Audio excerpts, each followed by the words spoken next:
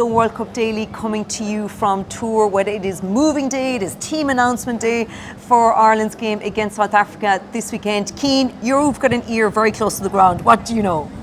Well, all will be revealed, Sinead, later. I mean, you can always get these things wrong, but certainly from what I'm hearing at the moment is that Andy Farrell and his coaches are giving strong consideration to starting something more close to the pack that started against Romania rather than the one we saw against Tonga. So what was that again now, remind me? So if that comes to pass, you could be looking at a back row with Tadhg Beirne at 6, Peter O'Mahony at 7 and Caelan Doris at 8, which sounds mad to leave the reigning World Player of the Year out on the bench. On the bench, yeah. But I mean, the energy that Josh van der Flier brings off the bench, you could see the logic if that's the way they go about it.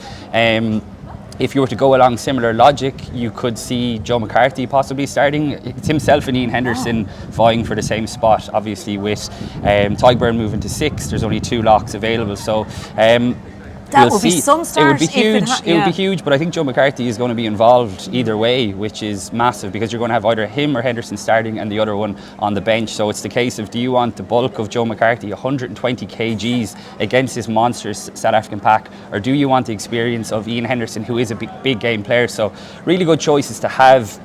I would expect Ronan Kelleher to start at hooker, certainly from what I'm hearing. We'll have to see if they put Dan Sheehan on the bench. I know we were discussing this in the podcast yesterday. There's a lot to be said for maybe giving Dan Sheehan another week and having Rob Herring with the solidity that he gives you around the set piece. So yeah, like I said, all will be revealed, but it would be a big decision, I think, if Josh van der Flier didn't start. Absolutely. What we do know and what we found out yesterday, Simon Easterby said they're not going to be changing it from their traditional 5-3 split on the bench just because the box went 7-1. Yeah, and as we discussed in detail on the bench, I think that's the right decision. I think it'll be very interesting to see. I know he was up for media earlier this week, Jack Crowley, but all signs would suggest that he's going to be the one covering 10, and in a 5-3 split like that gives you plenty of options as well, if you assume that it'll be Conor Murray and Robbie Henshaw as well. So look, there's been so much talk this week about the bomb squad, the 7-1 split on the bench, but there's a lot of quality in that Irish bench.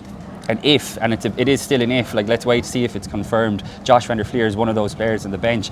That to me speaks volumes for the strength and depth of this Irish team at the moment. Absolutely. Well, we are hitting the road, the TGV to Paris, and we will have a podcast later today on just exactly what that starting team and bench is for Ireland this week.